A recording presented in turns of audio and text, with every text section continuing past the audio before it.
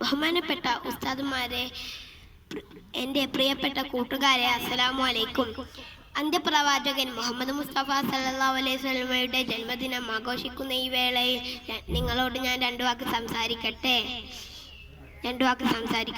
ഒരു ദിവസം മുഹമ്മദ് മുസ്തഫ സല്ലല്ലാഹു അലൈഹി വസല്ലം കടയിലൂടെ നടന്നു പോകുമ്പോൾ ഒരു വൃദ്ധയായ സ്ത്രീയെ കണ്ടു. ആ വൃദ്ധ ആകെ ക്ഷീണിച്ചലഞ്ഞിരിക്കുകയായിരുന്നു.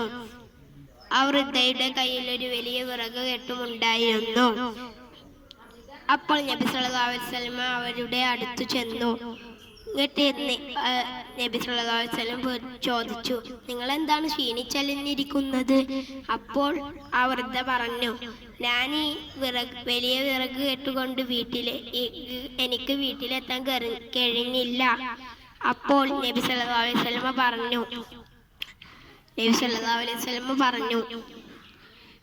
ഉമ്മ, ഞാൻ നിങ്ങളെ വീട്ടിലെത്തിക്കാം. അപ്പോൾ നബി സല്ലല്ലാഹു അലൈഹി വസല്ലം വിറക് കെട്ടിയെടുത്ത് സ്വന്തം തലയിൽ വെച്ചു. എന്നിട്ട് അവർ നടന്ന് വീട്ടിലെത്തി.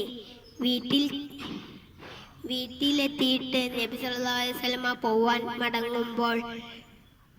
മടങ്ങുമ്പോൾ ആ വൃദ്ധ നബിയെ വിളിച്ചു, ഇവിടെ ഒരു മുഹമ്മദ് എന്ന പേരുള്ള ഒരാളുണ്ട്, അയാളുടെ വലയിലൊന്നും ചെന്ന് ചീത്തയാവരുത്.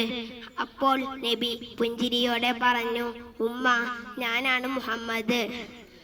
അപ്പോൾ നബിയുടെ വാക്കുകൾ കേട്ട് ആ വൃദ്ധ ഇസ്ലാം മതം സ്വീകരിക്കുകയും നബിയോട് മാപ്പ് പറയുകയും ചെയ്തു. ഇങ്ങനെ പറഞ്ഞുകൊണ്ട് എൻ്റെ പ്രസംഗം ഞാൻ നിർത്തുന്നു. ഈ ചരിത്രത്തിൽ നിന്ന് നിങ്ങൾക്ക് എന്താണ് മനസ്സിലായത്? നബി സല്ലല്ലാഹു അലൈഹി വസല്ലമയുടെ ജീവിത അനുഭവങ്ങളാണ്. നിങ്ങളെല്ലാവരെയും മനസ്സറിഞ്ഞ് സഹായിക്കുക. അള്ളാഹു നിങ്ങളുടെ കൂടെ തന്നെയുണ്ട്. അൽഹംദുലില്ലാഹ്. അസ്സലാമു അലൈക്കും.